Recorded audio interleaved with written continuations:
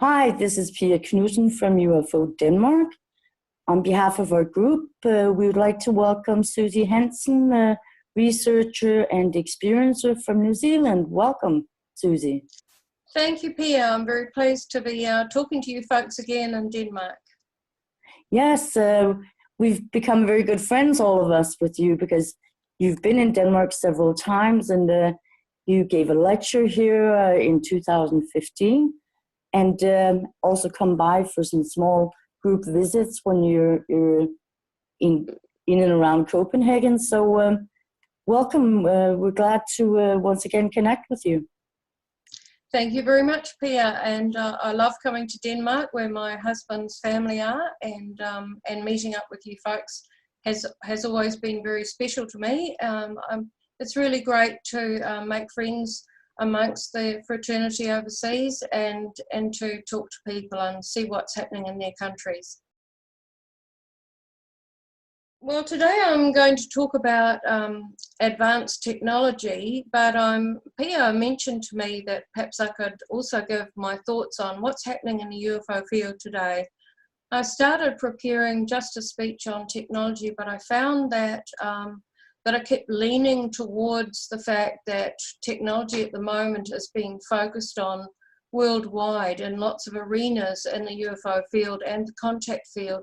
So I've kind of combined the two things together on what I see as happening and some of the technology that I have used and experienced on board craft. I'd like to point out that what I'm going to say today is my opinion and my experience, and I appreciate and understand that people have experienced different kinds of experiences as well. I'd also at some points like to make reference to Melinda Leslie's speech. I believe she, I know she spoke for your group, and I had a look at her PowerPoint, which I thought was very good. And there are some points in there that Melinda makes that I agree with, but some of them I have a little bit of a different angle on that relate to what I'm going to talk about today. So I'll be mentioning that along the way as well. So advanced technology, who has it?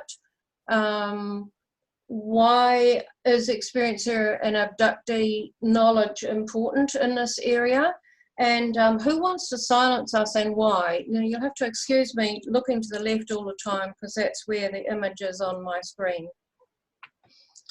Okay, so I'm going to introduce myself a little bit first, talk about my background info and my experiences. I wrote a book back in 2014, which was published in 2015, called The Dual Soul Connection, The Alien Agenda to Human Advancement. And this book contains a terrific amount of detail about technology on board craft that's used by humans and why that technology is important, what relevance it has to the evolution that we're going through at the moment, and I'll touch on this as I go along. So really this book is the story of my life up to date, and the kinds of experiences that I've had and what I have been told by the ETs about their agenda. We often focus on what we are trying to achieve on the planet, and in my speeches I always try to include the fact that that the ETs have their own way of bringing about disclosure, bringing about this change in our society, so that we can meet them on a level footing, or more of a level footing one day. I don't know if we'll ever catch up to where they are. So my experiences started in early childhood. I'm just going to run through a few slides just so that if there's anyone listening who isn't familiar with my story, they can get a little bit of a background. My experiences started in early childhood, and I used to have these figures that would appear in my room at night, and I knew that they took me somewhere. I'd remember the beginning of the experience and the end, and then I would have these kind of vague memories in childhood of things that seemed like a dreamlike form, but now as an adult, having reassessed that, I can understand that what I was being exposed to as a child was going on board craft and being taught things, being taught how to levitate objects, how to change the form of objects using the mind and consciousness, and learning to relate to other children of other species, including human and part human children on a craft. In amongst all of this, of course, is this very much the psychic, the use of consciousness, the use of telepathy and psi abilities. So I was exposed to that also from early childhood, both here in my life as Suzy Hansen and on board craft, where I would communicate with balls of light, knowing that they were souls. I was exposed to a lot of technology in childhood and right through to the present day, and became familiar with using some of that technology either under supervision by the ETs or on my own, as the case may be. But I think the most significant thing was the kinds of communications that took place from childhood with the ETs. And there's many, many experiences worldwide like myself who've had this kind of communication throughout their life and have become quite adept at it. I wish I could say the same for my day-to-day life. Of course, I consider that I have quite a well-developed psychic capacity, as most experiencers have, and many other people as well.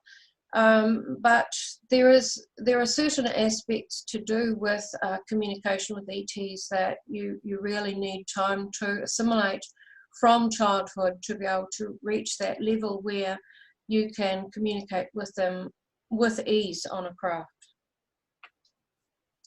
My experiences continued into adulthood, which is in my 20s and 30s is when I began to really reassess the experiences from childhood and began to understand what my life was really about and what all this was about, what it meant to me, what it meant that I needed or wanted to do in my life, and how my own children were part of this. Dr. Rudy Schild is a scientist and astrophysicist, retired now in the States. He has emeritus status at Harvard University, and I got to know Rudy through communicating with him, and he contributed to my book in a number of ways, assessing my information, particularly the scientific information, and my descriptions of consciousness and the kinds of events that happened on the craft. So that was a big plus for me, because I'm not a scientist and I didn't understand at a scientific level a lot of the things that I was describing. So I had very much the layman's view of the technology and what it was really about. I still don't understand all of the technology that I've used, and I believe that I will probably keep learning about that till the day I die, because we in our own civilization are starting to bring out a lot of similar technology but less sophisticated than to what the ETs use, and I'll be talking about that shortly. So Pia asked me to maybe comment on what I see is happening in the UFO field, or what we see is happening in the UFO field today, because there have been some massive changes taking place over the recent few years, but probably even more so in the last couple of years. The situation has really changed and escalated. Now, change is a good thing, can be a good thing, where new ideas come into play, new perspectives, new understandings and deeper understandings of things we thought we knew. But on the other hand, change, if it's in a negative sense, can be quite destructive. It can be divisive, and it can deflect attention away from things that we really need to be noticing. And I really think that we are at that stage now where on all levels on the planet there's quite a lot of chaos happening. We've got a lot of severe weather situations happening worldwide, and on top of that we've got the potential for financial collapse and severe financial situations arising. We've got the threat of pandemics, and we've got food shortage coming into play, as well as some of our resources. So we really are at a critical point on the planet, and the whole UFO scene, I think, will start coming more to the fore, because it's human nature to want to be rescued or saved from situations, and I certainly do not believe that the ETs are going to do that. But at the same time, experiencers and abductees talk about what the ETs have to offer in terms of technology and medical technology, for example. And it seems to me that we already have some insight into this technology, which certain sectors in society have gained or obtained from somewhere under some kind of situation or agreement. And the rest of us are left swimming in the creek without a paddle, because we don't have access to that as yet. And we don't know what is going to be done with that kind of technology, whether it will be used to assist humanity or whether it will be weaponized and used as a control mechanism.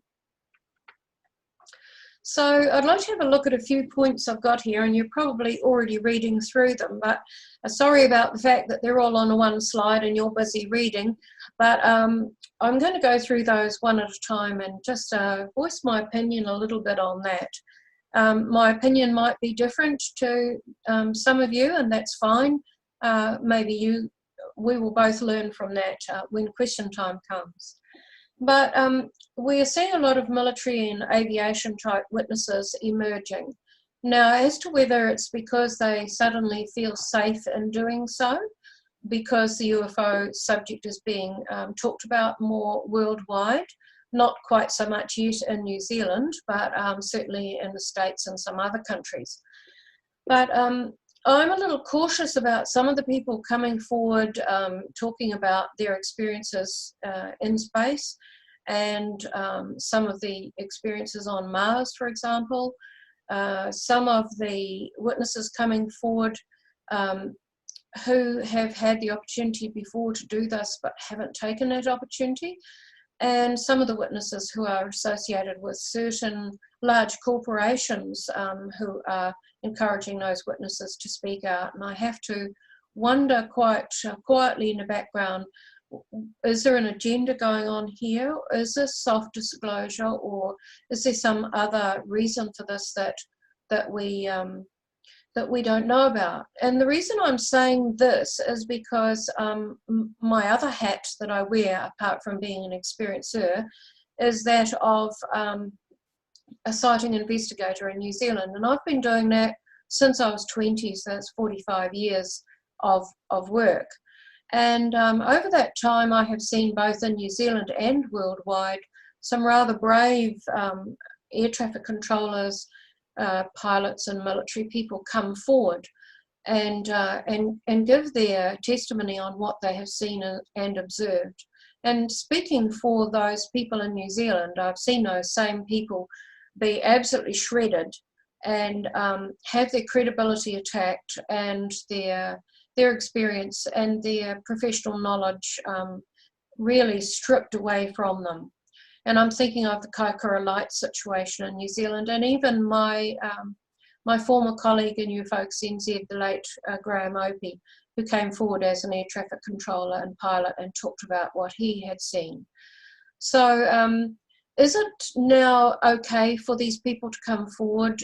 Is it a safer environment? I'm not too sure about that, and you'll see why shortly as I move along through my speech. I've got good reason to think that the situation is not necessarily a safe one worldwide for people who are coming forward talking about what they know, what they have observed. So number 2 says resurgence of interest in UFO sightings. So because UFO sightings, particularly in the States, are being publicised more often, and you know, a lot of people in the States have told me it's much more open over there now about the subject. So we've got members of the public now becoming more interested in UFO sightings. But the funny thing is that they're really not interested in the history of UFO sightings. So they're not really wanting to delve back into archives such as UFO NZ has in New Zealand and see what's happened in their own country They're just more interested in the more sensationalized ones, which at the moment are the military aviation ones that are being put forward by various groups. So I think there's a bit of a limited understanding evolving, a more of a superficial understanding of the history of UFO sightings and how dramatic some of those sightings are throughout the world. But perhaps that deeper investigation and looking at the subject will come in time. And certainly the ETs have said to humans on board craft that I have been amongst, that this will be the case, that they will make sure that sightings increase in the future to the stage where it becomes undeniable for the general public. And at that point, they'll want to know, well, what's been going on all of this time outside of the military UFO sightings, the man in the street and what he has seen. But at the same time, as I've just said, there's this disinterest in existing research. So a lot of UFO investigators worldwide for many years have kind of put up with the nuts and bolts label, which is quite derogatory. But now those people are sharpening up their archives, as we are with UFocus NZ. We're in the process of digitising our archives so that people will have a massive source of information to refer to. So what's happening is, as the ETs predicted, we are now having a lot of conflicting information and we're having data overload. So we go to YouTube and we go to social media, and for the novice coming into the subject, it's a minefield. They don't know where to go. They don't know what information is truthful or credible, because there's a lot of fake stuff out there. So really, the responsibility is on groups like our own and people who have archives to actually get that material digitized, and as many people are doing, and onto the internet in a format that's accessible, and to advertise that so that people have an understanding of the history of the subject and what's available, and not just the sensationalized stuff that is coming, particularly out of the States, that people see as new to the subject will see as gospel. There is a lot more to it than that. And at the same time, we're seeing this lack of critical thinking worldwide, where people jump on the bandwagon. Information becomes the information of the moment. Everybody's on a bandwagon about this thing, and then it's ditched a few weeks or days or months later, and something else is the information of the moment.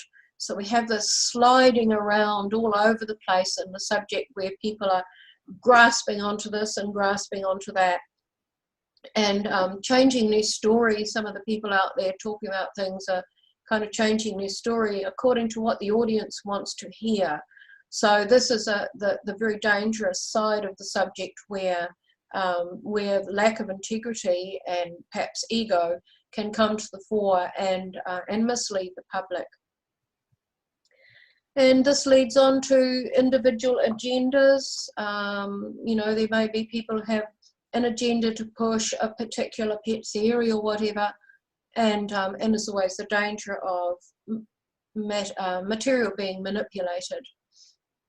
And I'd like to just pause there for a minute and give an experience of my own on that. As an experiencer, I do believe that experiencers over the years have been really used badly, not only by some researchers, but by the media and that. And I think that's well known. We know that that has happened. And several years ago, when my book first came out, I was approached by an investigative journalist who wanted to do, was doing a speech and was doing some background research, wanted to interview me about my experiences and my understanding of the soul and how the ETs are working with the soul of many of us. And so I was interviewed over the phone, and I was told that the interview would go on a website. It never did appear on the website. I sent numerous emails afterwards asking, well, what's happened to it? Can I have the link? There was no reply. And at the end of that interview, this particular researcher had given me reasons why she wanted to use this information, what her pet theory was, and what she wanted to push. So at the end of the interview, I was asked the same question, probably in about 8 or 9 or 10 different ways. It was just constantly rephrased and barraged at me. It was really insulting. So each time I said, no, I don't agree with that, with your theory, and this is why. As an experiencer, I can only offer my opinion. This is why, as an experiencer, I don't agree with that. This is what I've experienced, what I've been told, what I've seen on craft. This is why I don't agree with your theory. And the same question was rephrased over and over until the person was very frustrated with me and abruptly ended the interview. My clip and my information did not appear in her speech. And I think this is the danger that's happening, that there are people out there who are pushing their own agenda and their own opinions. And true research looks in a balanced way at all sides of the subject, or all sides of an issue, presents all sides of an issue. You can give your opinion and say, I lean towards this because, and I'm basing it on what these people have said or whatever, but to completely ignore what an experiencer is saying in favor of your own theory is not acceptable. So the critical thinking in a lot of cases is going out the window. Personal agendas are coming to the fore. These are very persuasive to the public. If you've got a well-known person up there giving a speech and presenting information, there's a lot of people who will take that as gospel. And so a lot of speakers and researchers are almost becoming VIPs. And we see words like famous and world-renowned and expert being used. Most experiencers you speak to will say they're not an expert. They may have been on the craft and they may have seen a lot of things, but they're still learning. They're not an expert. They're still making sense of it. So how can people who interview us and then give speeches about it be called experts? So we have to be very, very wary from this point on about how people present themselves to us, and what it is that may be behind the facade, what is happening behind the facade. We see a lot of manipulation of data, and we see a lot of people being pushed because they present a certain thing. And I think if we go right back into the background, this is my opinion here, right back in the background there, we've got what we might refer to as the powers that be who are pulling strings in this area. And there are people dancing on the end of those strings, and we need to be very conscious of that. So there's confusion over disclosure. Some people are disappointed it hasn't happened yet. They're expecting it to happen any day. And then there are other people like myself and Melinda Leslie and Bob Dean and others who said, look, it's going to take a while because are we ready for it? And lots of people immediately shout, yes, we are. You know, I'm spiritual and I'm this and I do that and I meditate and I'm ready for it. But is the rest of the population? Because we can't move forward without a critical mass of people being ready for disclosure. And there's millions of people on this planet who don't even know about UFOs, who live a life where that just doesn't come into their survival every day. And so until we have this broader critical mass of people understanding spirituality, understanding what we need to do on our planet and with each other, then this is not likely to happen. Or if it does, it will have a shock sensation. Again, these are my opinions. Okay, so on to the next page, quite a lot here. Some experiencers and abductees are being marginalized. Why? So we see the situation that has happened for decades now, where experiencers and abductees have faced a lot of ridicule, and there's been some very, very brave people amongst our fraternity who have come forward decades ago and have been crucified for what they said and what they described.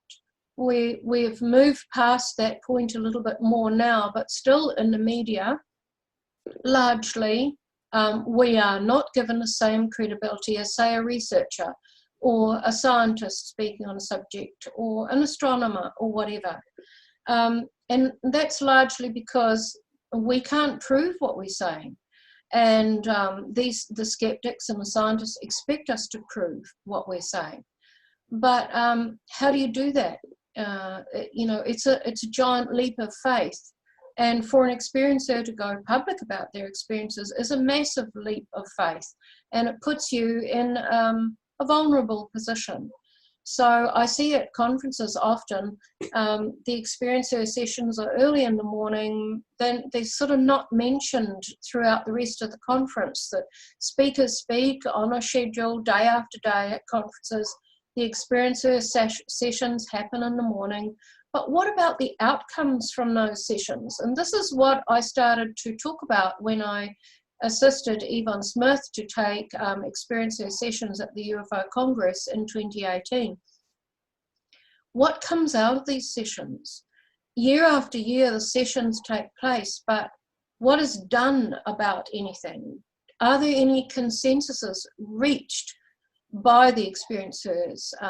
Is there anything that can be broadcast to the wider public from these meetings? Or is it more just about just getting together in some kind of fellowship? That has been the case for a long time, but I think now the time has come for us to band together more and to become a force to be reckoned with, and to take on more of a professional persona, so that when it comes time for the public to start questioning and investigating and looking at these kinds of experiences, which I believe will happen after they've looked at the sightings arena first, then they'll come to this arena of the contact. And I think that we need to be ready to present ourselves in some kind of cohesive, sensible, logical kind of a way that will be more accepted by the public. So there's a lot of work to be done in the area of contact yet.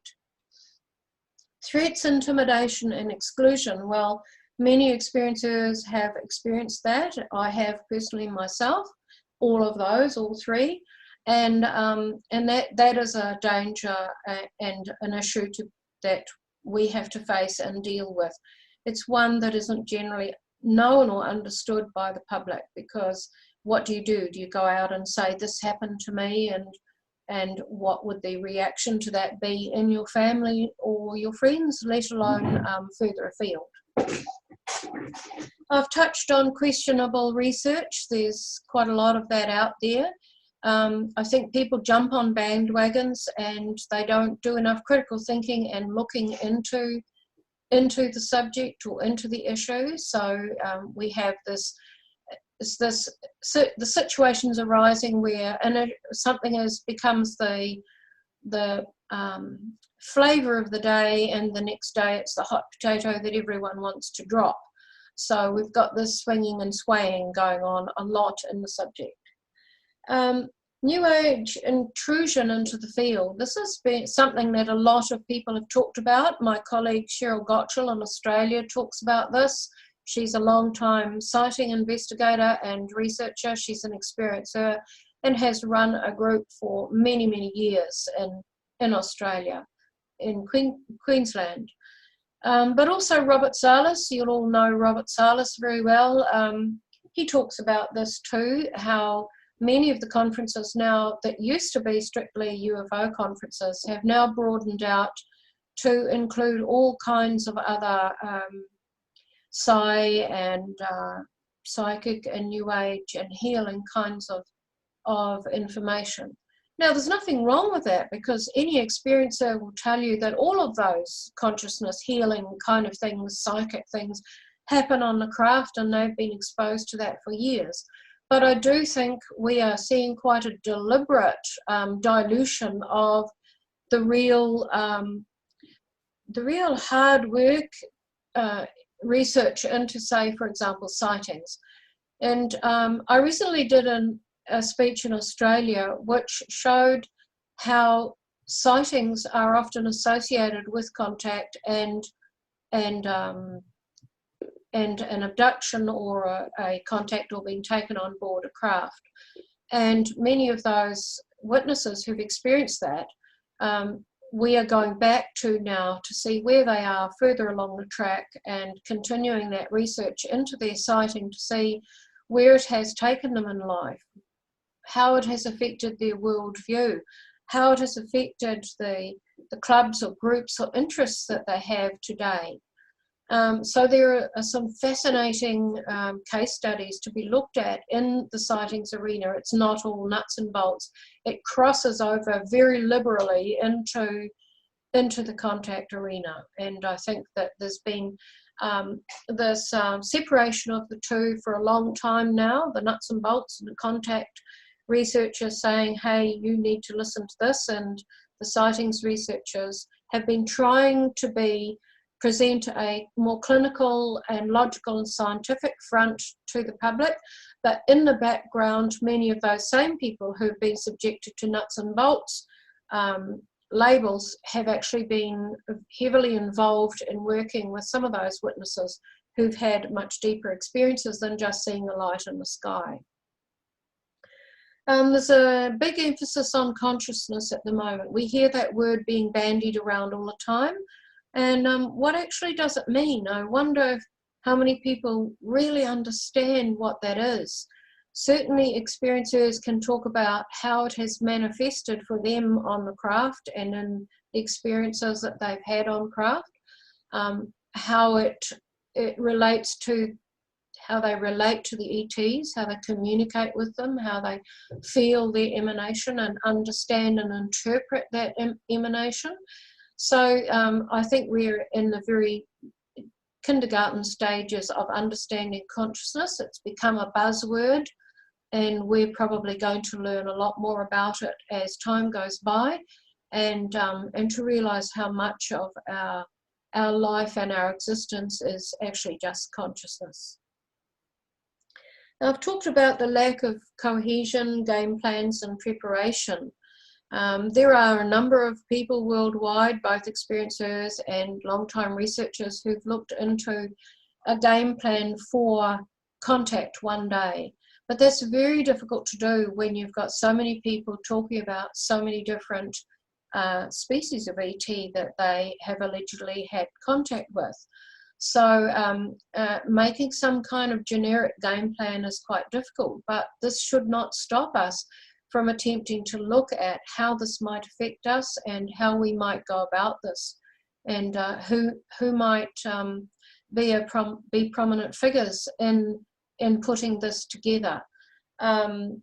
Certainly many experiencers will tell you that they are in a time of preparation that has been going on for some years now, that they believe the severe weather and the effect of natural disasters is going to get worse, that as I mentioned before, food shortages and resource shortages, financial situations, pandemics and antibiotic resistant bugs all are going to come into play. We only need to look at what has been happening in Australia with the droughts and the fires and the dramatic effect that has had on their ecology, their environment and their financial situation, their economy. So this is more likely to happen in many more countries, as it has already, and this preparedness is part of that. And there are new groups emerging. So we have a lot of people nowadays calling themselves contactees, particularly a lot of younger people, and they're totally unaware that contactees were an original group of people who had contact with extraterrestrial species back in the 50s and 60s and 70s. And so we have this confusion going on when you hear someone say they're a contactee.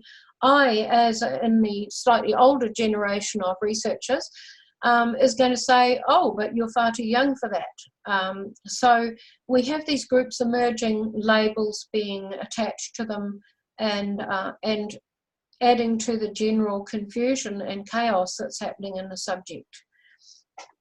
Okay. So at the moment we are seeing some rather sudden advances in technology, and we have to ask ourselves, where is this sudden surge in technology coming from? Yes, for decades now we've had a lot of new stuff coming out, but in particular it's really ramping up. And I have to ask myself, is this all about what we call new physics, what Dr. Rudy Schild has talked to me about, new physics, where we simply have a new understanding of the physics that we already have adhered to, but we also are seeing new areas of physics evolving, and this new understanding is taking place. So is the development of this technology due to that? Or are we following the same path in physics as the ETs? So is there this standard path of discovery that all species might go through, and are they further along the line of that line of discovery than us? I don't know. Or is it just a natural evolution?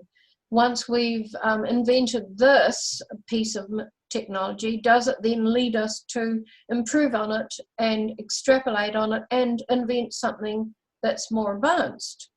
That seems to be a logical explanation. Or is some of this technology coming out back engineered? I'm sure that much of it is, because I'm going to talk about that shortly, but I'm quite sure as many groups coming out and making themselves known, like Tom DeLonghi, etc., are talking about technology that they have, pieces of material that they have that they're learning from. So where did they get this, and how far back has this been happening? Is some of it leaked technology? Certain groups like DARPA, the scientific arm of the CIA, have they been developing things that is being leaked out into other corporations? I don't know.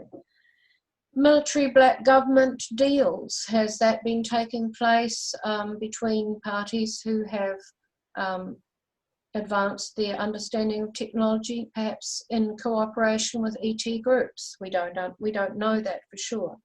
Are the ETs assisting us to develop advanced technology? Yes.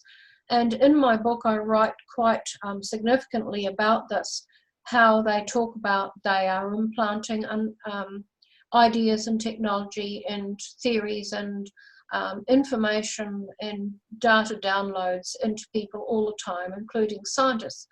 And I have been on board craft when there have been a large group of scientists in an auditorium on board a craft. They are in an altered state and they are being lectured to. And I have seen that take place, so that I know that down here on Earth we have scientists who are developing these understandings. Or is it bridging, what I have coined the term bridging technology? And I believe that a lot of the exposure that I and many other experiencers have had with advanced technology on craft is actually a bridging technology they have developed to meet us halfway, because we don't as yet have the understanding or the capabilities with consciousness and telepathy and a use of the mind to reach and be able to utilize some of their more advanced technology. So they've kind of dumbed it down to this halfway point. And that's some of the technology that we use, humans use on craft, and they assess our ability to do this. And I have actually been in these test situations, as I describe in my book, where that technology is being tested on us. We've been taught how to use it, then we do this kind of test to see how well we can utilize the information and aspects of consciousness that they've taught us to operate the technology. So it could be that much the technology that's coming out now in our own civilization is a result of that being implanted in some way by the ETs after this testing regime goes on with experiencers and abductees. Okay, just before we get into some prettier pictures, issues to consider. The experiencers, many experiencers have an in-depth understanding of alien technology. I don't mean that they can draw blueprints of it and tell you exactly how it works. But many experiencers, like myself, can talk about the kinds of technology they have used and the effect it has, what the goal was with that technology, what was being done to them or someone else with that technology. And this is really important in my mind. And yet, how many experiencers have been approached by scientists or people in business, to philanthropists, for example, to actually look into some of that technology? In fact, we are being discouraged from talking about it, as you'll find out shortly. Have experiencers and abductees assisted ET to develop the bridging technology? Yes, I believe so. Are we really ready for advanced conscious technology on this planet? No, I don't think we are. Much of the technology on board craft operates on a vibration. And if your vibration is not high enough, and by that I mean you have a spiritually developed persona, you can't use the technology. So we on this planet are spiritually bereft in many, many ways on our planet. The terrible things that we do to each other, to animals, to our environment, indicates that we are not very spiritually advanced. And until that improves, some of this technology will actually be off bounds to us. So we are developing something in its likeness, if I can put it that way, that doesn't have the consciousness input. There may be those kinds of technologies being developed behind closed doors, but we haven't seen much of that out here in a public arena. How might this relate to disclosure? Well, as I said, if we disclose that the ETs are here and everybody wants to meet them and talk to them and use their expertise in technology, until we can meet them halfway spiritually, until we can improve our ideas of how that technology could be used, because humans tend to go straight to how can I weaponize it, how can I make money out of it, and how can I hurt someone with it. Not all of it, but that is a lot of the way we look upon technology. Until we get past that and we start using it for the betterment of the planet, then we're not going to be exposed to it, and it's less likely that disclosure will take place. Who doesn't want experiencers to talk about ET technology, and why? Now, in speeches worldwide for decades, experiencers have made reference to technology. And very often those same experiencers have had their health damaged, they've been threatened, they've been intimidated, they've been pushed into silence. And we are still seeing this happen. Why is this? Ask yourself, why is this? If people like Tom DeLonghi and others are coming forward and talking about technology being developed, why is it that experiencers who can talk to you about alien technology are being silenced? Think about that. Many experiencers have been taken to undersea bases and underground bases. This is a diagram of one that I got my husband to draw up for me from my descriptions, which Robert Salas has used in some of his speeches. He also has been to underground bases, and one of his speeches he does is about people who've been taken there and what happens. And in listening to Melinda Leslie's speech, also saw that she also talks about these underground bases. Now, in these places, you are taught technology, you attend speeches, you observe things taking place. I have experienced only positive things in these places, unlike Melinda, who talks about the negative side of these things. Fortunately, or for whatever reason, I haven't experienced that. But I just wanted to quickly put this one up to lead into what I'm going to talk about next, and that is in this office area. You can see there's an arrow going to an office area. which was reached by a moving ramp. This is way back in 1980, and we didn't have, certainly in New Zealand, moving ramps at that time. We had escalators, but not moving ramps. But this had ramps that moved in escalator form, like what you see at airports today, etc., that took you up to an office area. And it's interesting to note that when I first got to know Robert Silas, one of the things that we both shared was memory of a particular office area in a base where there was a lot, it was set up in a particular specific way, and we were both able to describe that virtually identically. So it goes to show that there's a wide range of people being taken, military, scientists, just people in the street like myself. I was a former school teacher, being taken to these places and exposed to technology and information. And I don't think that there is enough attention being paid to what we've seen and what we have experienced there. It's become very much, don't talk about this. So what happened to me at the UFO Congress in 2018? I have spoken about this to a couple of groups in Australia, but I have not spoken about it in a form like this, like what you folks are doing in your group, where it will go on YouTube. So this is the first time I've publicly talked about it for your group in Denmark, and I'm a little nervous about that, but I'm going to go ahead anyway because I'm very committed to this subject, and I believe it's important that people know what is happening. So I spoke at the Congress in 2018, and 2 weeks before I left, I had an intimidating phone call. This has happened to me many times over the years because I've been involved in lobbying to have the MOD UFO files released in New Zealand and been in the media a lot over the years, etc. I have been subjected to intimidation, anonymous phone calls and threatening phone calls, amongst other things.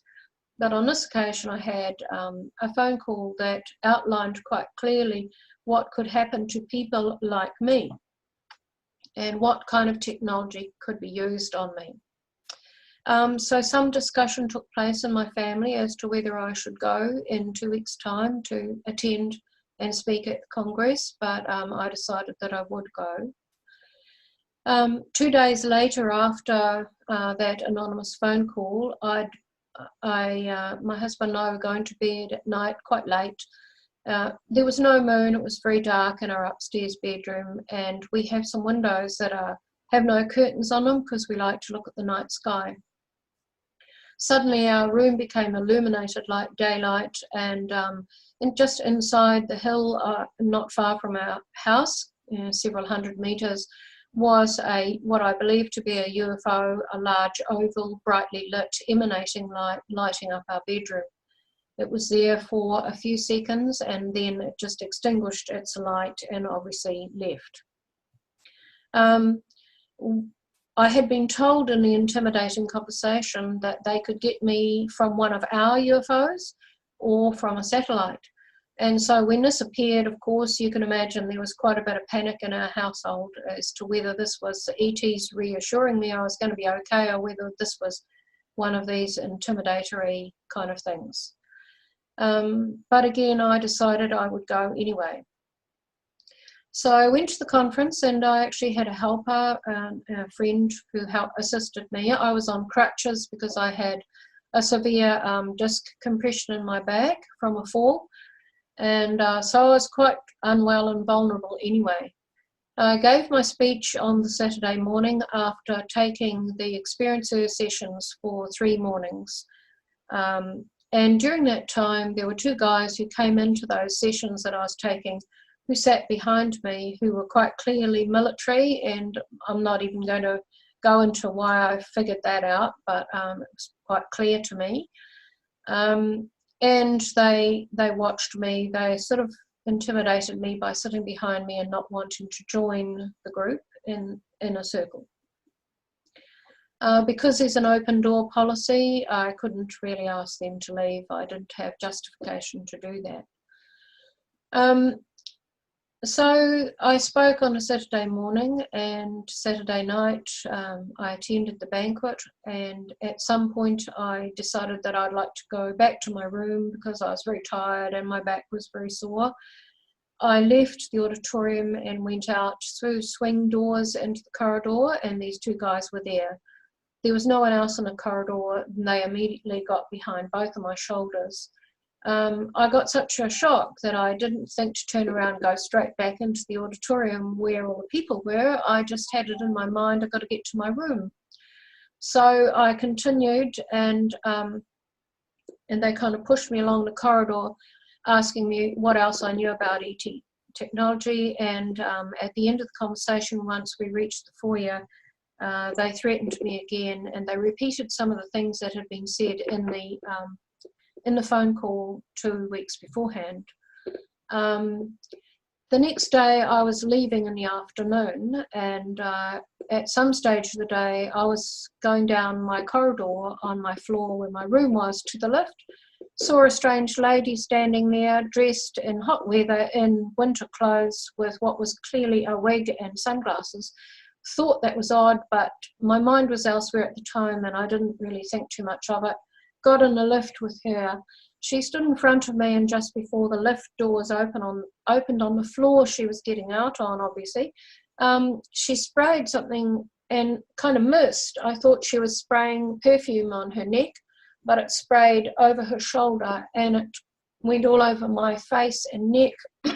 She immediately exited the lift. I closed the door and went down another level, breathing that all the time that I was in the lift. It was so sickly sweet, it made me immediately want to vomit. But I just thought it was cheap perfume and got out of the lift and off I went. I started to feel unwell after having left and headed to LA to fly out to New Zealand. A day or 48 hours later, I was feeling unwell, got back to New Zealand, thought I had the flu because a lot of people at the conference did have the flu.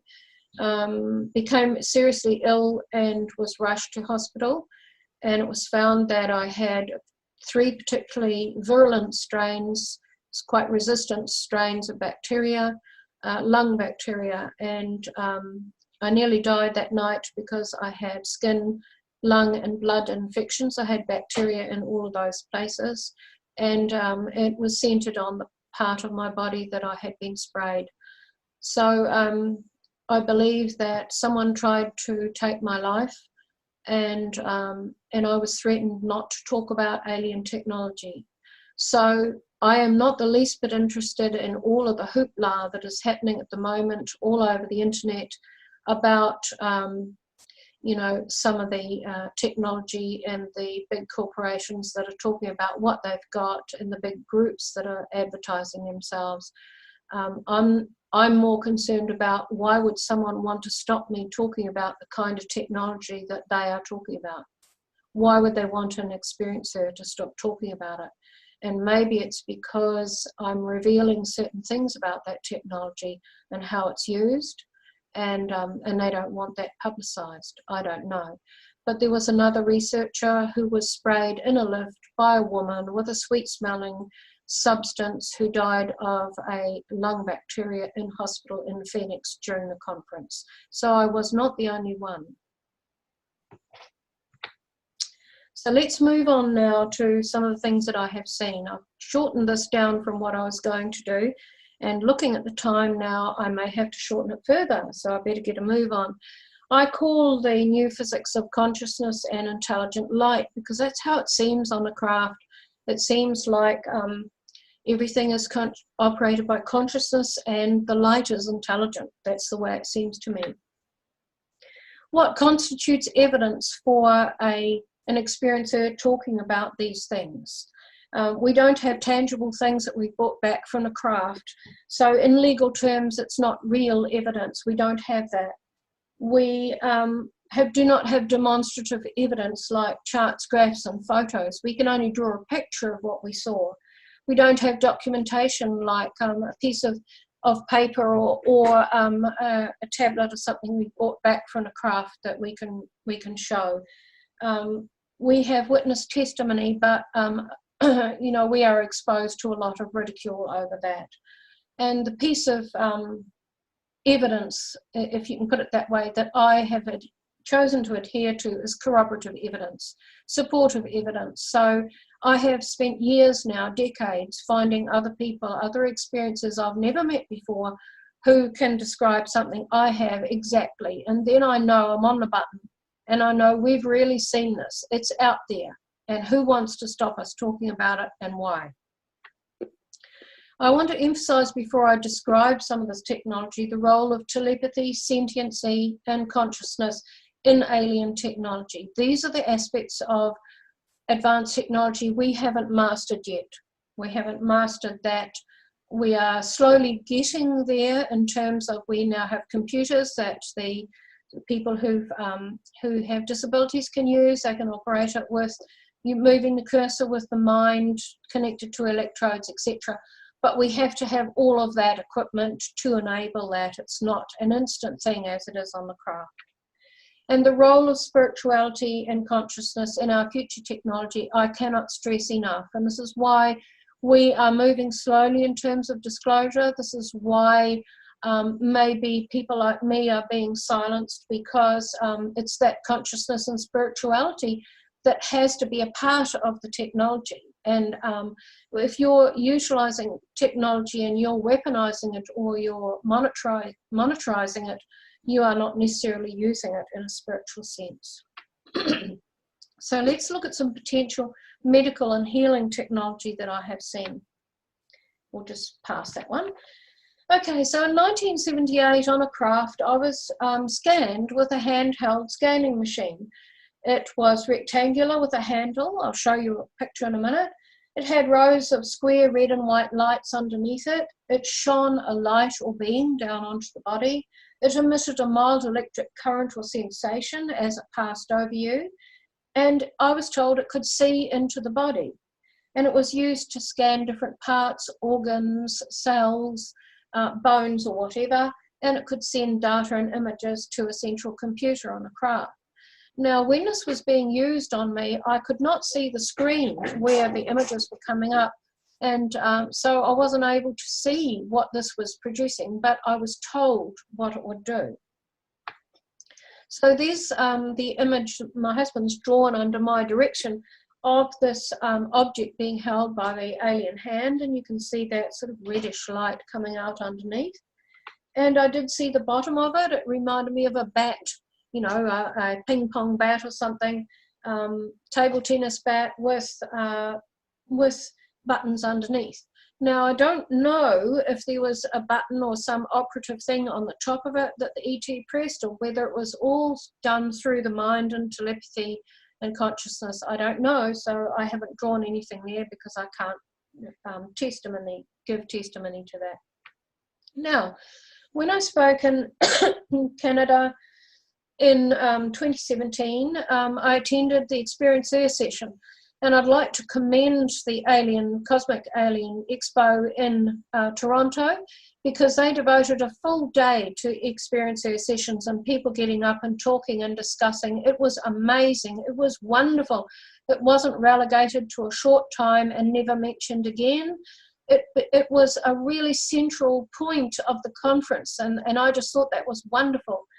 And I heard an experiencer called Steve Boucher, who's now got a bit of a profile on the internet and is writing a book. Good on you, Steve. And I heard Steve get up and begin describing this handheld technology that he had seen on a craft. And Steve has provided me with some pages from the QFON Bulletin, which is a Canadian UFO research network dating back to 1982, and he was given a pseudonym back then to hide his true identity. And this is the bulletin where that he was interviewed, and it was the technology was shown. So there's he was called Jack, and there's the X-ray type device being used on his arm, and he actually saw that when the light shone on him, I was lying down when it was used on me, so I couldn't see, but he was standing, and when it shone on his arm, he could see his bones. where the emanation from the piece of technology shone on his arm. Now, in 2013, many years later, Epson and Aveda Medical unveiled smart glasses, which you can put on, and it allows nurses, etc., medical staff to see through a patient's skin to the vascular below. That was the first development that I've come across where we're emulating that alien technology that two experiencers have seen on craft. Where did this idea come from? Did it just evolve naturally in our civilization, or did it come from somewhere else? Is it back engineered? Just relating back to the questions I asked earlier in my speech. And now we have developed these vein viewers, which can shine a red light onto the body, and it reflects back off the hemoglobin in the blood, and you're able to see the veins are illuminated, and you can see where to put in a lure or an injection. From 2007 onwards, there have been various versions of this coming out, getting smarter and more clever and able to read all sorts of things and relay it back to a computer. Is this not what we saw on a craft decades ago? And here's a compilation of top left. We've got those red lights on underneath the object, and my image top right of the red and white lights. We've got on the left-hand side, we've got a vein viewer showing the veins in a person's hand, and there's Steve's image in the middle showing looking into the body, and there's my image on the right. So there's a huge similarity going on here. Where did this idea come from in our civilization? Have we obtained it from somewhere, or is this just a natural evolution? In 1978, moving on a bit further to the same kind of thing of looking into the body, I was on a craft and we were given a hologram of a body. Basically, it was projected from somewhere, from their computer system or whatever, into the air in front of us, and we were able to look into that body. We could turn the body in the air. We could, we're encouraged to use our psychic senses, if I can put it that way, our intuition and our consciousness, and enter the body. So we could take our consciousness into the body and search, look for things under the direction of the ETs. In 1989, we were provided on a craft with each with a large computer and a touch pad where you logged onto the computer with your frequency, and then using your mind you could change the images. You could do what MRI scans do. This is back in 1989. You could slice it. You could look at just the bones, just the vascular, just the organs, etc. And you could go in at a microscopic level. And we were told to forget every medical thing we might know. And we were simply to use our intuition and our consciousness and go seek what was in that body that might need healing. And in 1996, I was given healing myself, and I was laid out on a bed on a craft with the two greys in attendance. My son, one of my sons, was actually there as well. And this sort of beam of something, I'll call it light, but it wasn't really light, it was something else as well, that came down from the ceiling, a circle on the ceiling, and where that light contacted with the body, you could see into the body. So on this occasion, I was encouraged to raise myself up on my elbows so I could have a look, and I could see my bones. They would just touch a screen, and you could see your organs, touch a screen, see all the vascular, etc. So this is the kind of technology that they have. It's non-invasive, and they can go in and do things using healing techniques and consciousness in the body without actually cutting into the body at all. In 1996, we using this idea of frequency again, that's me and my son and a young grey, and we were actually taken to a hospital wing on a craft where humans entered this hospital wing, if I can call it a hospital wing, there were these round circles, and each one emanated something different that made you feel good, had a feeling of well-being about it. So you could move from one circle to another and feel good before you went in there. So what are we doing now with this kind of technology? Well, we have developed in the last decade or so an anatomage table, which is now used to teach medical students about the body. And the image that you can see on the top of the table there can change at the touch of a screen, touch on a computer. You can see the vascular, you can see the bones, etc. Very, very similar to what the ETs use, but not as advanced. And that's just another image of the kind of thing that you can see. And once again, you can rotate the image, you can slice it, and do all of the things that we were doing just with our mind on the craft. After my speech in Phoenix at the UFO Congress, I was approached by an executive medical specialist, so a medical specialist who works with a particular piece of technology. It's called the GE Innova. And this very large piece of machinery, he said to me, he was astonished when he heard me describing how the ETs could look into the body just with the touch of a switch, and down would come the piece of light that they could expand out over your whole body if they wanted to, or just over a tiny bit, they could contract it. And he said, we have been trying to develop this with this piece of multi-million-dollar technology that is only at present in 5 or 7 hospitals in the States. And he's given me these shots from his own PowerPoint.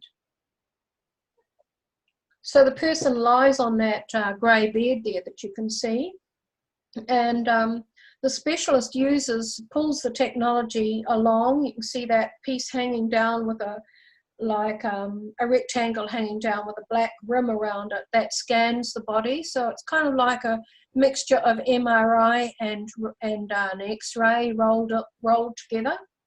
Scans the body into a kind of a 3D image, and that then comes up on the screen behind the specialist. You'll see that black screen in the background, and there's actually an image there of someone's vascular system. And they've developed this particularly to use after people have had operations, when they sometimes go into shock and there's a bleed inside the operation site that can kill the person very quickly, and they have to get them back into the theatre, find where the leak is in the vascular system and repair it very quickly. And this is helping them to do that.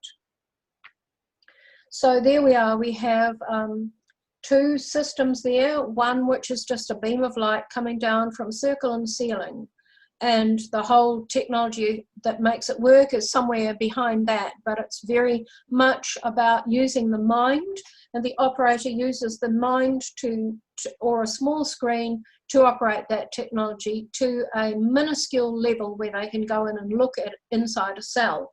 Whereas we at the present have a multi-million-dollar machine, very few of them produced so far, that few hospitals could afford, and it can only do a limited version of that. But we are moving in that direction.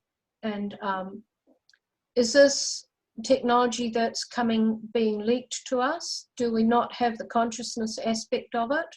Or is this a natural evolution of medical processes? Okay, so you can see there on the right, there's a video moving which gives the specialist the image created by this Innova 3D technology. So we are getting there slowly.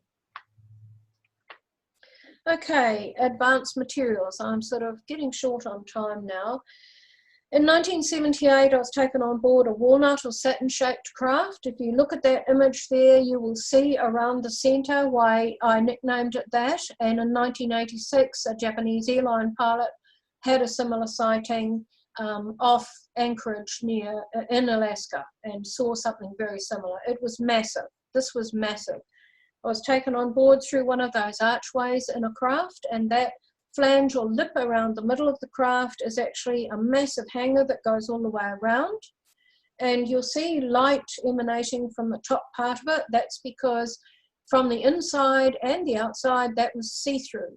It was a metal or a compound of some sort, and you could see through it. That's the diagram on the bottom right, done of the object that the captain of the aircraft, Japanese captain of the aircraft, saw, and there's an image of the aircraft there to show you the comparison of size. So once you're inside the hangar, this is an image I use elsewhere, but inside the hangar, you see that black area up top right hand side, that is the ceiling area, and you could see through to the night sky, and it was quite fantastic. So Robert Salas was on one of his trips away, I think this was in South America. He was shown a private collection of unusual materials, and he was shown this piece of metal, which he has shared with me, and he was allowed to photograph. And he said, this is one of the pieces of metal that was recovered after a sighting event. Note the vertical lines along the specimen. When I held this up to the sun, it was semi-translucent. For example, I could see movements of objects through the metal. There were no perforations in the metal. I could see the movement of the shadow on the opposite side of the metal as people walked between the sun and the metal. So he was talking about a piece of metal that had see-through capacity. In researching this, around 2005, we invented aluminium oxynitride, or ALON, which is actually ceramic, and it's composed of aluminium, oxygen, and nitrogen. It's optically transparent to around 80%. It's 4 times harder than fused silica glass.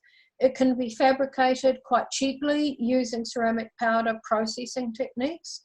And it is a combined optical and mechanical, it has combined optical and mechanical properties and can be used in many military applications.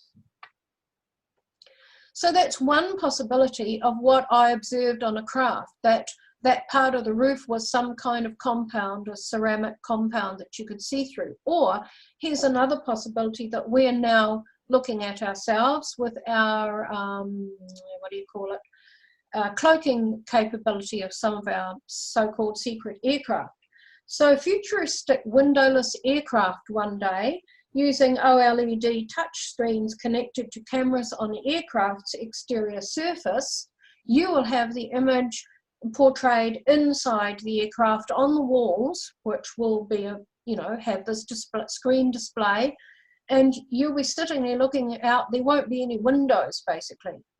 Now, some experiencers talk about being on a craft that is completely see-through. They can see outside, but they know they're inside something. So where is this technology coming from? Again, is this a natural progression that we go through, that we want to produce things like this? Or are we following what the ETs have got? Are we trying to emulate that? In which case, someone's been talking about what they've seen on a craft. And then I have to ask, why are people like me and others who talk about this kind of thing being silenced at this point in time? So let's quickly, getting near the end of the speech now, go back to the core principle. And that is, for me, the role of spirituality and consciousness in our future technology. We have to base everything around our spirituality, which is underdeveloped so far on this planet.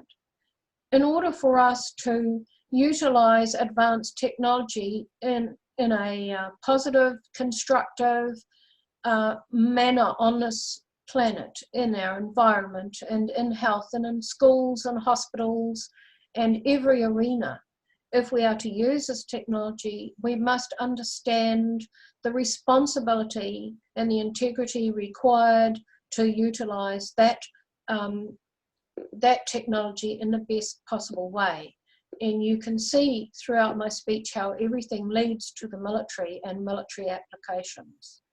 So consciousness is going to become a part of our future technology. It will all become consciousness in the future.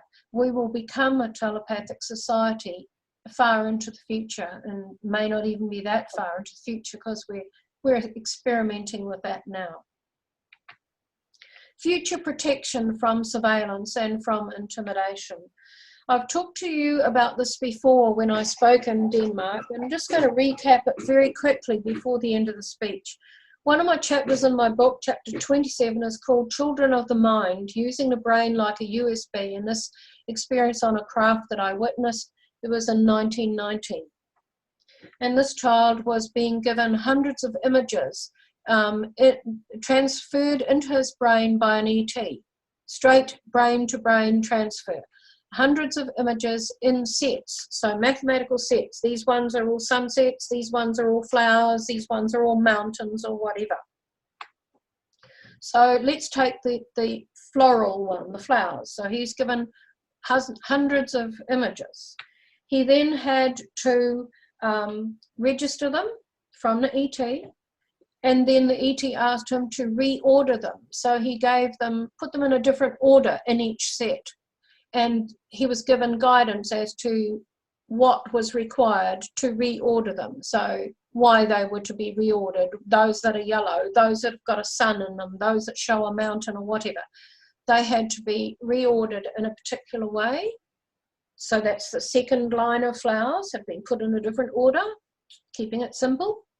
And then he had to transfer that from his mind to a computer. So he had to register a vast amount of images at rapid speed, reorder each set before transferring them. So information is transferred as frequencies. He was not registering every single detail in every single image. That would be impossible. What each image represented in its totality of content was a frequency. So every change in every image, everything that was different about that image created a frequency. In the same way that each of us have a different body, different knowledge, different background, different emanation, different frequency. So I can sit next to you, you have a different frequency to me. We can be identified by our frequency. That's how we identify greys on a craft. You may give nicknames to some of them that you associate with frequently, but in general, you don't have a name. You identify the emanation. So information is transferred as frequencies, which like-brained minds can mentally view as imagery. I'll explain that. So he didn't register every detail of every image, he registered the frequency, and it was the frequency that he was able to go like that and transfer to the computer. And the computer then generated the original image. Now, humans are trying to do this at this very point. Now, why is it that we always seem to be trying to do exactly what people can describe has happened on a craft? And yet people who've been on the craft are generally not really listened to by the general public. But someone is listening. So these frequencies are transferred in that way. Now at Berkeley University, we have a laboratory there run by Professor Jack Gallant. And that is backed by DARPA, the scientific arm of the CIA. And they are producing videos of the mind. So they are showing people, while they are lying in an MRI scan machine, they're showing them different images, and they are mapping the brain and scanning the brain to see which areas light up when they are shown a particular kind of image that carries a particular frequency. So we are moving along this path in these laboratories worldwide, where they are experimenting and documenting what is happening with the brain and the mind to do with imagery. So if we move on, I state in my book, in the future, this is what I was told by the Grey at the time of this experience. There will potentially come a time when information between humans will need to be conveyed in no other way than with the mind, because it will not be safe to convey it in electronic, audio, or written form. These children, that's the children of experiencers and abductees who are being taught on a craft, as I was as a child, these children have been trained to be able to identify other people like them and be able to exchange information without surveillance. These children and their parents have become part of the Greys' superconsciousness. So if children who have been the children of experiencers, abductees, who've been given this vast training, much more advanced than I received on a craft, the next generation of us have received a much more advanced education where they are able to absorb and generate huge amounts of data using the mind. And so these laboratories worldwide, backed by various groups, funded by various groups, are really playing catch up, trying to find out, trying to do what the ETs do.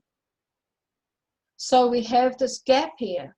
We have this gap between what people purport to be supporting and saying out there about technology and what they're doing and how it's for the betterment of humanity, etc. And then we have people like the experiencers saying, well, this is what we observed, why isn't anyone listening, and what is it about the technology that we haven't got? We haven't got the consciousness and the spirituality side of it, and that is what the ETs have experienced. And Melinda Leslie talks about how many abductees are taken to bases where they are questioned and they want to know what you know. But then there are those of us who are just, they're attempting to silence us. So have I stuck my neck out talking about this openly today? Probably. But it is something that needs to be looked at, and we have to wonder why there are so many researchers and film producers and documentary makers and New Age proponents talking at supposedly UFO conferences, and you struggle to find the experiencers on the speaker schedule. Many experiencers have become disillusioned with the whole UFO field. For example, Robert Salas has now gone into politics. I know people who are going into free energy, working in the environment, working with animals, doing humanitarian work, but they are no longer associating themselves with the UFO field. These are people who have valuable knowledge, valuable understanding. They've been driven away, they've been excluded, they've been marginalised, these experiencers worldwide. There's plenty of them. And Melinda in her speech said, well, this is because they've been brainwashed by the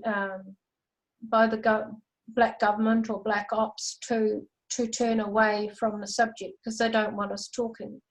But I think there's more to it than that, because I'm not a MyLab. So I doubt that I've been brainwashed. Perhaps I could be influenced by some kind of mind control. I don't know. But if I look at what's happening in the UFO field today, I'm really quite disgusted. And I think that in order to have public credibility worldwide, we really need to sharpen up our act, and there needs to be a huge clean out of people who have lied about their credentials and qualifications, who are manipulating data, who are creating hoaxes, etc. This needs to be ironed out. Otherwise, when the public, as the ETs have said they will, want to examine the subject, and the ETs called this the great time of examination. When they want to examine it, what will they examine? Where will they go? How will they know where to go? Now, who will be wanting to be the prominent person on the top of the speaking ladder? You know, this is where the difficulties lie in human nature that creates these problems. We're not ready for this kind of thing. We really need to do a big clean out and ask ourselves, what is it we want to portray to the public? Because the UFO field is in disarray. And as I said, many experiencers with valuable knowledge are turning away in droves. So I think that's about it, folks. There's my contact and details. My 2 websites are being redone this year, early this year, so we're going to have some newer models up with a lot more information on in due course. So I'm open to some questions now. Thank you very much. Thank you for the wonderful lecture. There's a question. Can you contact the ETs yourself, or is it always them contacting you? Well, that's a really good question. In general, it is them contacting me. It's like, if I can put it this way, there's a programs that I talk about in my book that many experiencers and abductees are part of. And when it's time for you to be doing something, or they want to teach you something for some reason, or they want to inform you of something, that contact will take place. However, having said that, I know that the telepathic contact between us on the craft is instantaneous, of course. Often they will be responding to something before you, while you're still formulating the question in your mind. They've already judged what it is going on in your mind, what you're questioning, what you want to know, and they're already answering you. So it's very instantaneous. And I know that there are times when I'm having a problem with something here, and I'm putting out to them, and I'm getting instantaneous guidance. Now, some people may say, oh, that's just your higher self, or that's just your own mind sorting it out. But no, because sometimes that the direction that I get is not what I would have chosen. And I follow it, and it's correct, it's right, it's the right thing to do. So I don't sit in meditation trying to contact ET, because there is this overlap. Once you become part of what they're doing and part of their, as I said before, their super consciousness, it's like you just reach out and you have it. Not always, because sometimes there's a time factor involved in whatever you might be working on, or issues that you're facing. And sometimes timing is of the essence, and you don't get that response, you might get it later. So yes, there is an instantaneous oneness, but it's not always utilized at that point in time. So does that answer your question sufficiently? Yes. Okay, I think so. Also, you were exposed to technology as a little kid on the crafts. What about, do you see parallels? Can you compare the parallels with how kids are being exposed to technology today? And because it seems like the technology is about dumbing down these days, even though, putting people to sleep in some ways, keeping them constantly distracted. But with you, the exposure to technology was about improving your level of consciousness. Could you comment about that? That's a really good question, Marcelo. In childhood, I guess, as a child, everything was utterly fascinating, being taken on board craft. There was no comparison between my day-to-day life and that, and I struggled at times with that overlap, where I wanted things to be different here, but they weren't. So the use of technology in childhood was stunning, and it inspired you. It captivated you in every possible way, not only through what you were learning, but simply because back in the 50s and 60s and early 70s, when I was a teenager, it was just so vastly different from anything else that I was exposed to. And back then, there wasn't the technology we have now. Now we have some reasonably good technology, as you said, that kids utilize. And I hear a lot of people saying, oh, these kids can use this technology because they're star kids or whatever. No, not necessarily. They've just grown up in an era where technology is all around them, and they start using it from a very early age. But I agree that certainly to us as adults, we see that the technology in many ways is dumbing down. We look at what's available on television, for example, or Netflix or whatever. But to the child, they are probably approaching it in the same way that I did as a child.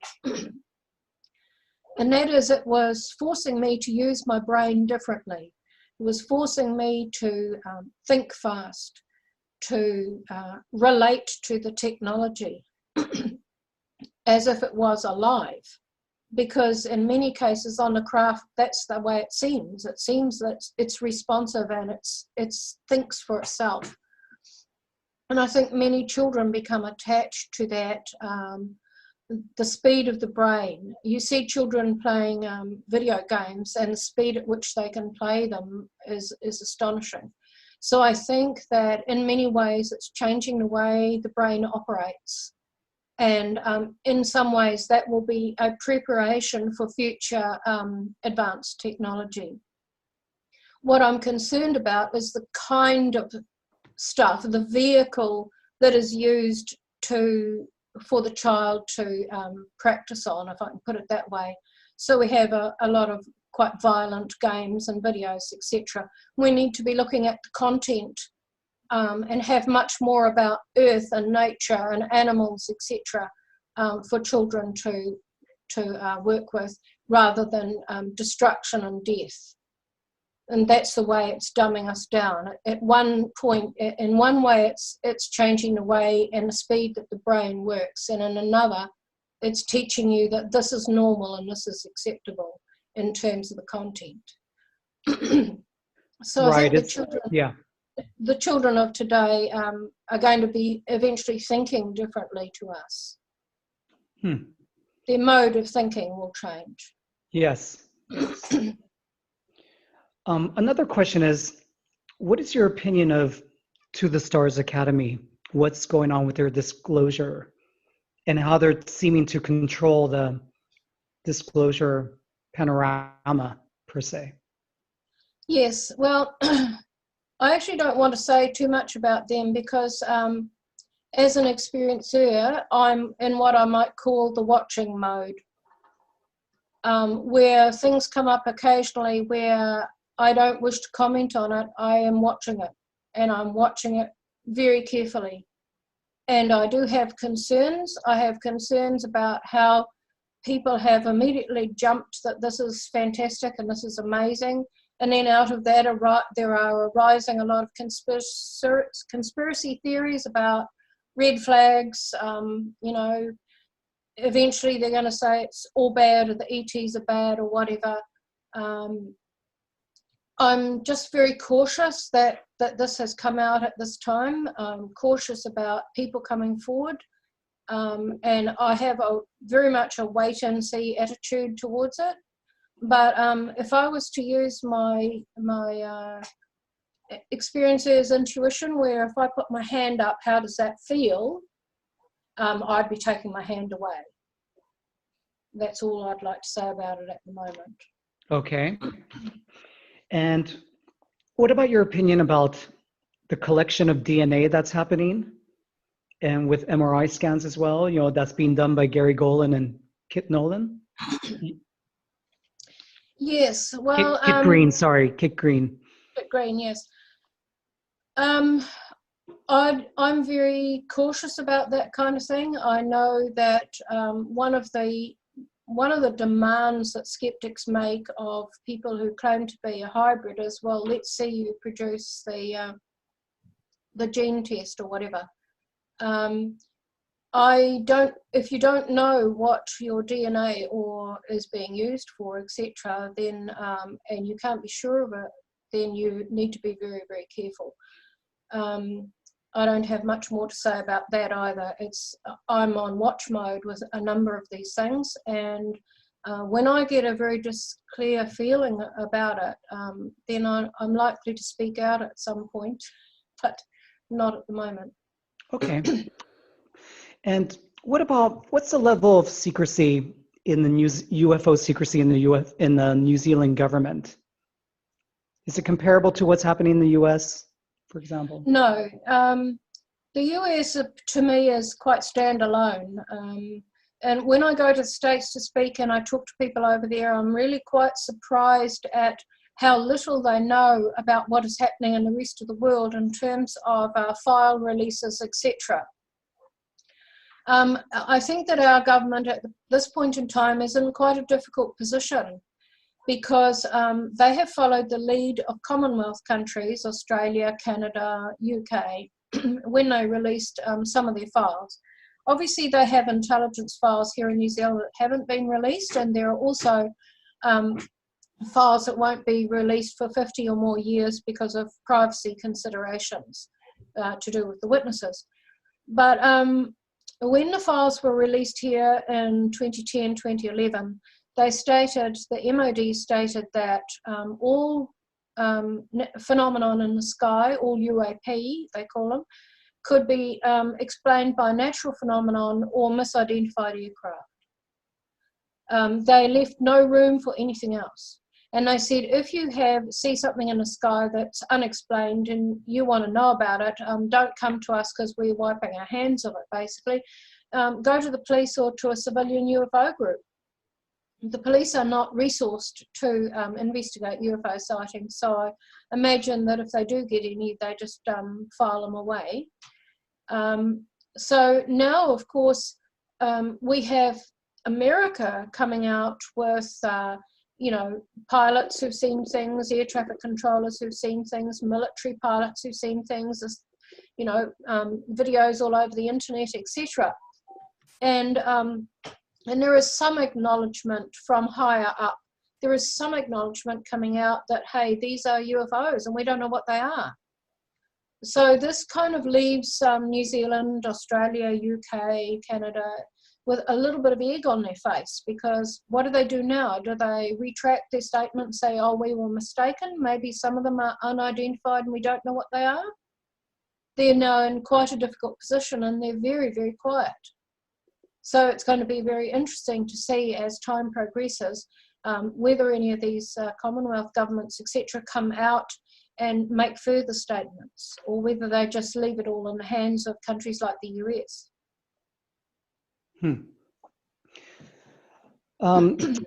Suzy, when I read your book, I thought it was so well written, I inhaled it in a couple days. And you mentioned on page 283 something about raised mass consciousness would be instigated by societal upheaval.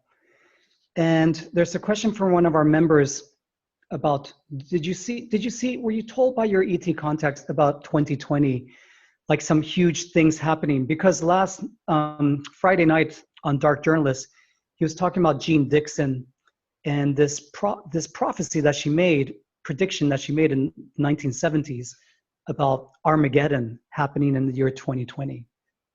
And she believed in extraterrestrial civilizations, and apparently she helped out many presidents, US presidents, with information that they were asking for. She was found to be quite reliable. She even tried to warn John F. Kennedy that he was in danger of getting assassinated. That was really well documented. Okay, no, the ETs have never mentioned a date. What they have mentioned, perhaps if I describe what I describe in my book about the elastic band, if the ETs want to describe something to you and they want you to understand it in your terminology, they'll sometimes reach into your mind with theirs, and they'll pluck out a terminology or a saying or a phrase that you're familiar with, that you understand, and they will couch it in those terms. So what they did with me when I was younger was they snatched out of my mind the concept of a rubber band, that you can pull it out and you can bring it back in again to its original shape. You can stretch it. And they used this concept to describe what our progress over the years would be in terms of our evolution and the progress of our awareness, etc. And they said it'll be like a rubber band. So some days you can pull it out and look, you've progressed really well that week. That week humanity did some good stuff, and you've stretched your evolution and your understanding out to here. But the next week it might be back here. because we haven't done so well, and the next week we might be doing terrible and it's back here. So they talk about this, the elastic nature of our evolution. It's not just going to be straight on up like that. It's going to be 2 steps forward, 10 steps back, 5 steps forward, 1 step back, because we keep making mistakes, we keep having wars, we keep having chaos happening all around the planet. So what they did talk about is this is a progression. It's not a straight course, it's a progression. And they did not name a year, but they did say that if our progression was not going so good, they would engineer something, a big thing would happen. Something big would happen on the planet. And it would make us sit up and take notice. It would affect everyone. I don't know. They didn't say what it could be. They didn't say when it would be. But there is this process taking place where they are observing and guiding us through this difficult time. And they're watching the amount of chaos that's happening.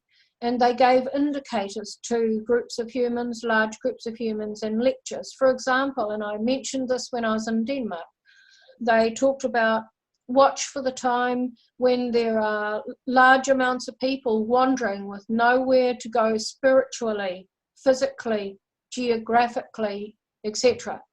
Nowhere to go in any of those areas. And when I visited Europe in 2016, I think it was, the immigrants were going up through Europe, we were coming down, and we witnessed firsthand exactly what they had described. Nowhere to go, no hope, nowhere spiritually or geographically or physically to go, searching for somewhere.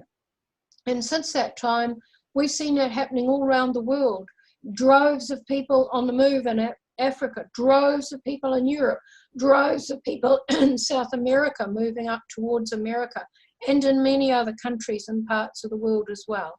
And that was a sign they said to watch for.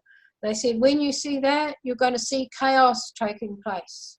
And it will be political and financial to start with, and then it'll be environmental, and then it'll cascade from there. And in amongst all of that will be the earth changes and the severe weather. So I don't think we have a particularly good time ahead of us, but that's change. It is change. It's how we cope with that, how we deal with that, how we prepare for that and organise ourselves for that, that will be the deciding factor. And that's part of our necessary evolution, is to solve our problems. We can get some input and guidance from them, but we have to do it. Hope that answered your question.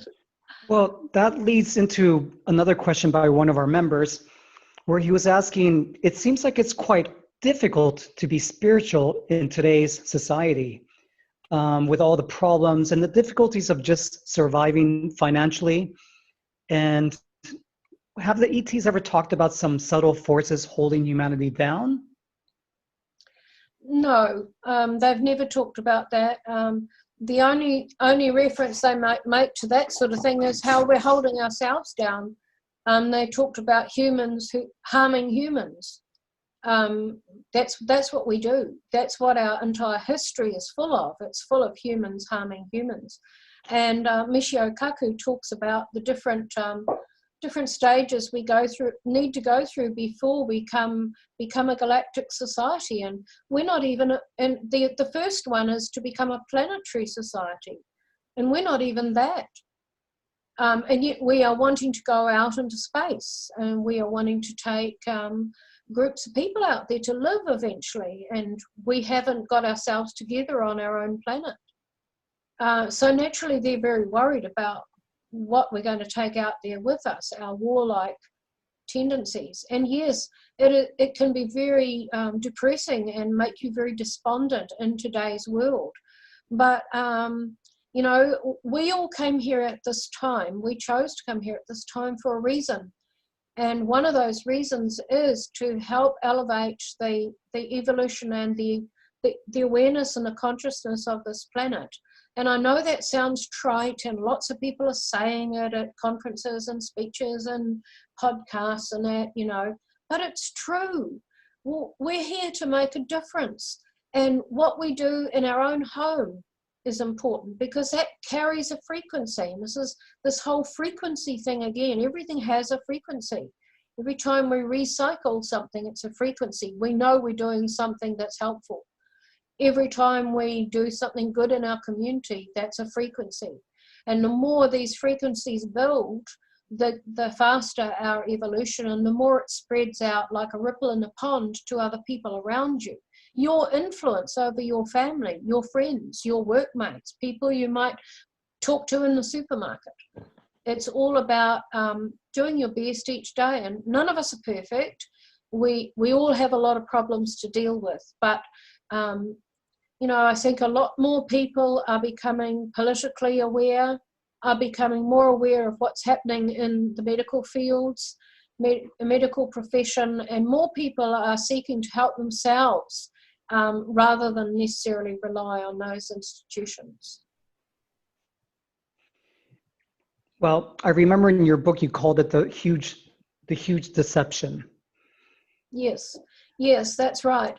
That this was something separate, Marcelo, that they talked about, that eventually there would be a huge deception would be revealed, would be uncovered. And that's probably going to, first we have to have a lot of chaos probably, and a lot of problems before it's uncovered. You know, there's going to have to be brave people doing the uncovering. But something would be uncovered that would be so massive it would shock the world, and it would be humans harming humans. And I've talked about this before. I mean, there's a lot of shocking things that we do to each other that we regret and that we are appalled by. So for all of us to be knocked down onto our knees by this, it must be something pretty big and horrible that will be uncovered, and that will be a turning point. Yes. Wow. What about another group member has a question. Have you seen, when you were on your UFO voyages, did you see any artificial satellites around other planets? No. I thought years ago that I'd been taken to another planet, but you know, this whole process that experiencers go through goes on for years. You're re-examining what you've experienced, and I now understand that what I was exposed to was not being taken to another planet. I was taken to another planet through advanced augmented technology, or augmented reality. But no, I've never heard any reference of, you know, large satellites around planets or fake planets or anything like that. That doesn't mean to say it doesn't exist. It's just that I haven't heard about it. And there was a question, how do you view channeled information?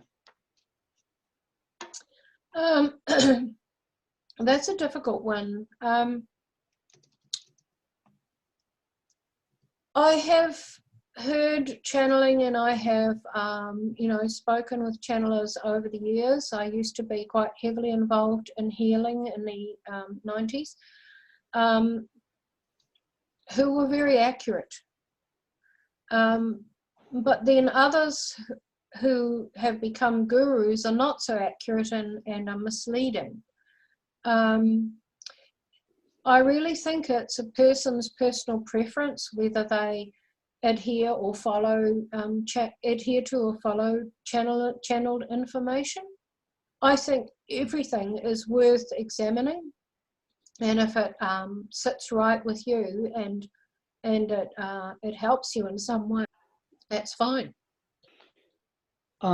Also, in terms of the question, consciousness question, you mentioned in your book that the Greys, that they had this consciousness tech where they can sort of sweep and scan an entire city to notice if there are any more conscious humans down there. And could you talk about that a little bit? And was that why you were contacted by them as well? Well, I Because was someone was contacted. asking why you, Oh, with a little tinge of jealousy, I think. okay. They have this technology, and my understanding of it at present is that it's looking for frequencies. So there's that frequency word again. Every person has everything they've ever experienced in their auric field. That's their frequency. And they also carry the soul imprint, or what their soul has experienced in many lives. That's part of their frequency as well. And that's what they are identifying. And in some ways, we are doing that with our technology, because there's a company in the States that has developed point and shoot technology. So they can identify the frequency of one person in a crowd, and they can aim something at them that can produce sounds or voices in that person's head. It can harm them. It can make them a little crazy. So there's that same use of frequency. So the ETs use that to identify people. And at the end of my book, I've got a chapter called Soul, to do with soul lights. And I'm on a craft, and I'm giving a lecture to souls. But prior to that, I give a lecture to people who've been brought on board the craft, who have special abilities or talents, or they have the right kind of, they got a good personality, and they're good, genuine, honest people of integrity. And I would assume they've used that kind of technology to track people down, bring them up, and they were being lectured to about when earth changes take place in their areas, that they can become leaders and help people and save people by adhering to certain things. And they were given what I call a thought seed, or a thought implant in their mind and their brain, which would open up at the time and assist them. So that's that same use of seeking the frequency of certain people who have an elevated awareness and a very positive frequency around them. Okay, thank you. Also, I remember someone in the group asked a question. Since this is UFO Denmark, they asked a question about your family name. It's Hansen. And I remember reading in your book that you said that you had changed your name to Hansen, and then later you met your husband, your second husband, whose name was Hansen. Can you describe that a little bit, or what was going on there? Okay, well, I'd been divorced, and I was on my own with my children, my two sons. And I was sitting on a bed one day feeling a bit sorry for myself, wondering what I was going to do with my life. And it was like someone spoke to me and said, change your name. Here's this contact with ET that is instantaneous, that we talked about before, Marcelo. Change your name. So I thought, ooh, what would I change my name to? And so the thought message, if you can put it that way, was Hansen. And I sat there and thought about that and thought, well, yes, Hansen, of course, because my grandfather and his family was Danish, and his surname was Hansen, and his father died at quite a young age, and his mother remarried. And in those days, the stepfather, the new stepfather, would adopt the stepchildren and give them his surname. So their name changed from Hansen to Pooley. So I decided I would change my name and reclaim my grandfather's original birth name. So I went and did that, took 6 weeks to process, and then I became Suzy Hansen. And I started receiving some mail in my letterbox for a T. Hansen. And I asked around the neighbourhood, because I didn't know anyone called T. Hansen, and they said, oh, there's a man building a house down the bottom of the road, maybe it's his. So I went and started delivering the mail, which kept turning up in my mailbox because he didn't have one yet. And I would deliver it to him and got to know him, and eventually we married. So Hansen married Hansen. Oh, I that's would a great never have story. met him. I would never have met him That's a great story. if I hadn't changed my name. Yeah. Yeah. And the person who asked that question was wondering, has that Hansen Danish background influenced you in any way in this field, in your research?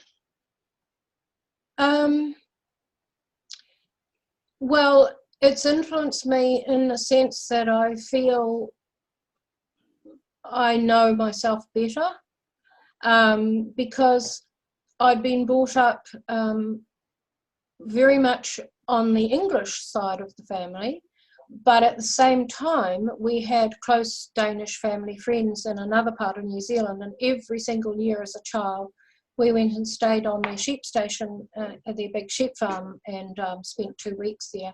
So I had that introduction to the Danish culture through that family, that big family. So I guess reclaiming that name, my grandfather's name, and sort of moving or owning the Danish side of my background has been a very good thing. I love Denmark. I've been there 3 times now. I absolutely love it, and I love Thomas's family there. So it's been a great enhancement for me. And when I've been to Denmark and I've met up with Pia and your group, I have really cherished those times. I think you're great people, and I really love mixing with you. Suzy, everyone in the group is muted, but I can hear them clapping.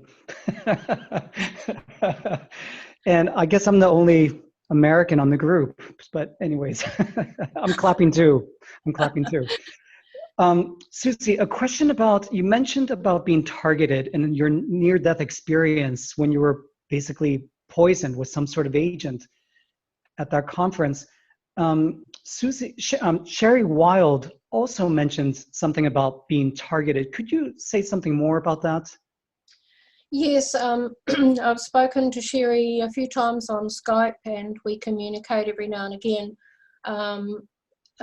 about this. She was targeted with I think she was targeted with laser, but she was also targeted in some way that she became very ill for about 2 years, and and I have to say it's taken me some time to recover from what happened to me, from the blood infection, etc., and lung infection. That was a long process.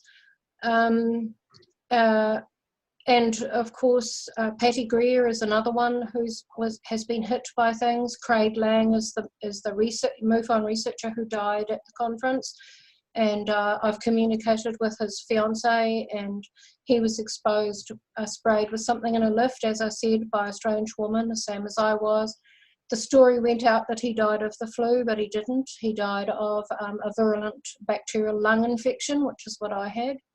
So I was told after I was very fortunate that I had a standing ovation at the Congress, and I had people say to me, you'll probably receive a lot of invites to conferences now, and I haven't received one.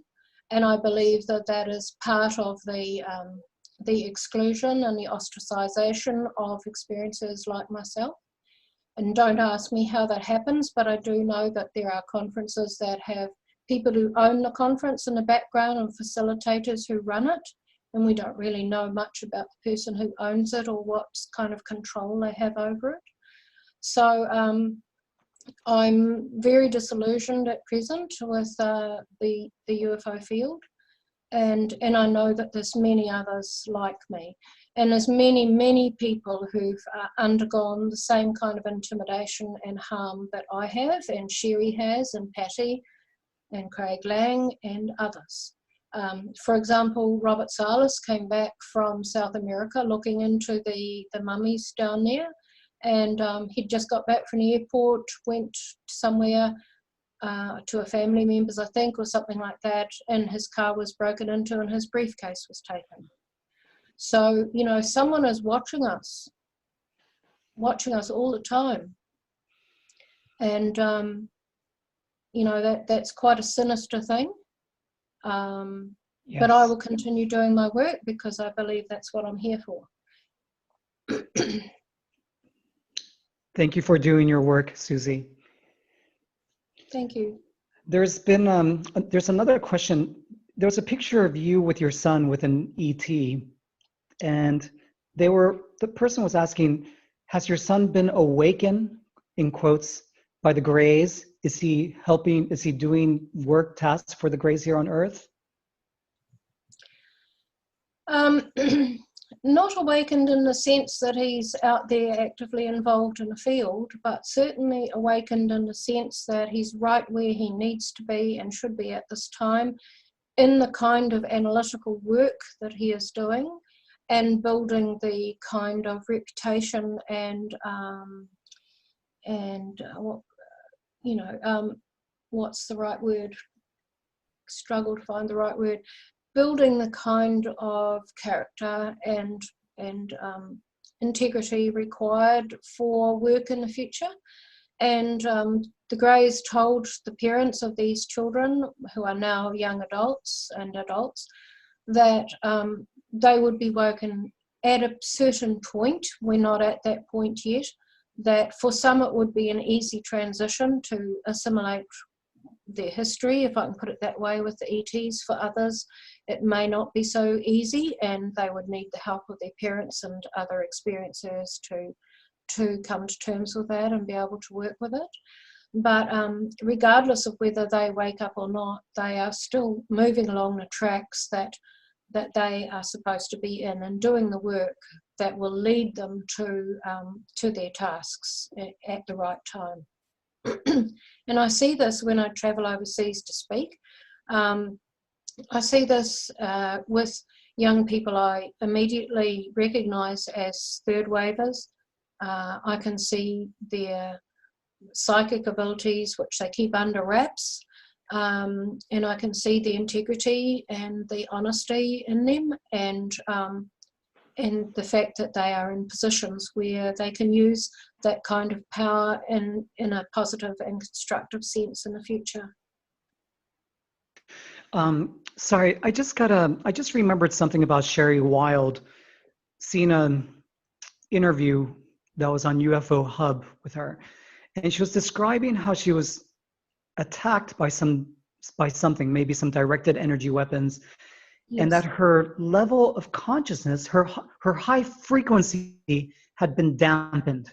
And her high frequency was how she was in contact with these other worlders, with the ETs. And that since 2014, I think she said, she wasn't able to have contact with them. Any comments about that? And in regards to yourself as well? Well, Patty and Sherry say they were hit by dew weapons, and I know a lot of other people who've written to me and talked to me who've experienced the same. I wasn't hit by that. I can imagine that would completely shatter your frequency, shatter your auric field, create a huge shock throughout the body. I wasn't hit by that. I was infected with bacteria, which is different. So I was very ill, but I was still had my my intuition and my psychic capacities. But certainly it knocked me back. Well, I'm glad to hear that. We're all glad to hear that.